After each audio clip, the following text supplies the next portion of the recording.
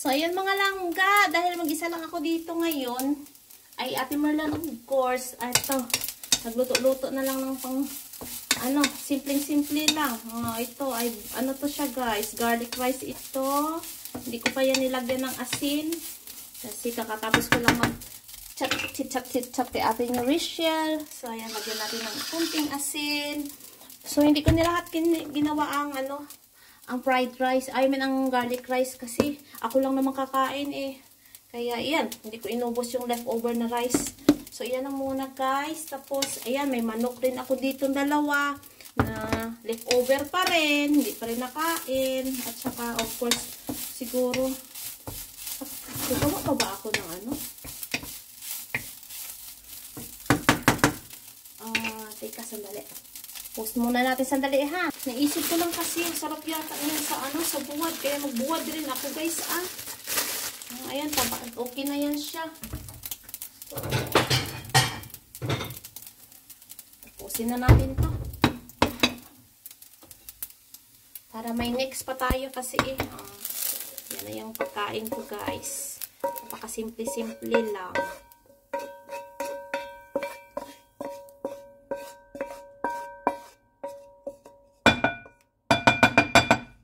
Tapos, iinitin ko yung hindi muna, tika. Meron akong spinach, yung alugbati ni Ate nyo Lailin. Kailangan natin kumain ng gulay, guys. Alam nyo naman, hindi makukumpleto yung pagkain ni Ate Merlan pag walang gulay. Kahit minsan kamatis lang, basta may gulay. Kasi sabi naman ng ni Dr. Willie, kailangan natin kumain ng gulay. So, ayan, brown muna natin yan. Ayan, brown na. Ilalagay na natin yung last batch ng alugbati ni Ate Lailin.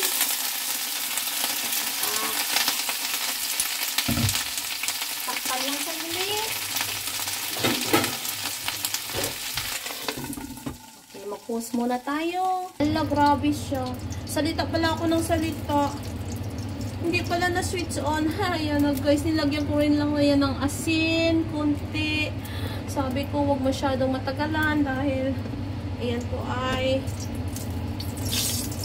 hindi pwede na matagalan. Pero ayan guys, tapos basta nakakabad trip siya. Pero okay na lang guys. Tapos mo, yan muna. Ang kunting masyadong kunti lang turog. Tingnan nyo nga. Ay, nako. Yan lang.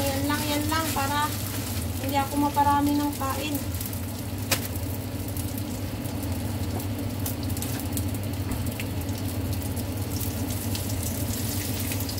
Mangangamoy na naman yung bahay ko mamaya.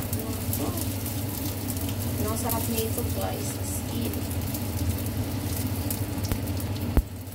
Pagkatapos nito ay ang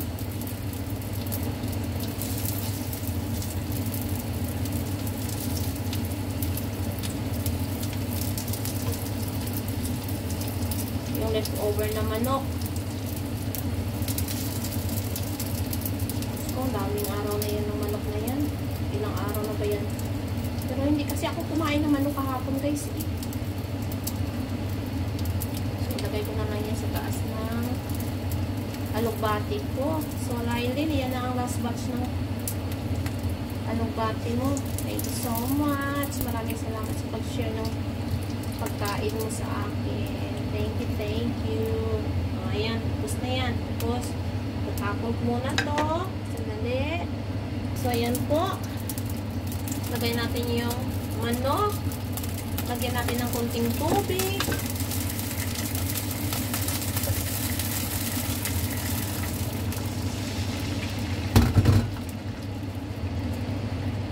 At, patuyuin yan siya para mainit na yung chicken. Teka, sandali. Ito, ayan mga langga. Uy, so excited sa simple ko. Very yummy breakfast. Lunch pala. So, kunting tiis na lang. Ayun. Kasi switch off ko na ito mga langga.